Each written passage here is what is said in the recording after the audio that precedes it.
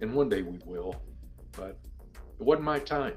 It really is a miracle, and I've had so many people reach out and say, "Oh, you are so blessed. You're so blessed." Dr. Kendi Idobu was in the right place at the right time when John Nimmo crashed his car after a scary medical episode in Atlanta. A typical morning. I did go to the gym that morning like I normally do. I hit a couple weights and then I get on the elliptical and I hit that pretty heavy. I remember getting into the car. There was a lot of traffic. I remember being a little aggravated and then taking another turn to kind of skirt around the traffic. And that's kind of the last of the memories I have until the hospital. I was on my way to work, taking a route that my GPS wasn't suggesting I take. So I'll take the U-turn and go take one of the turns that I was supposed to take. And that's when I actually pulled behind John. And that's when I started noticing his car inching forward towards incoming traffic. And it's not safe, it's not clear to turn yet. So slow down, but that didn't happen. No brake lights. So in my mind, I'm thinking something medically might be going on. John's vehicle went over the sidewalk and stopped at a little embankment before he kept moving forward. So I had to kind of force my way through.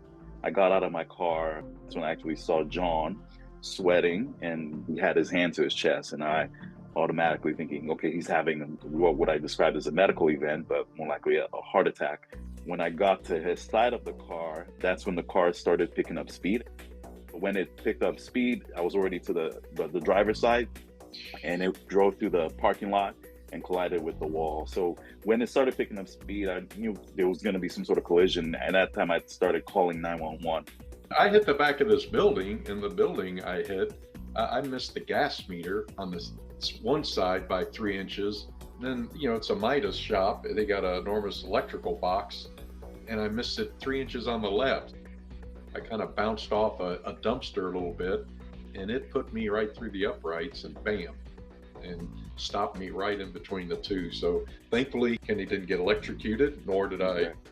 I was already on the phone with EMS, looking around, trying to give an address or location for EMS to use to find my location.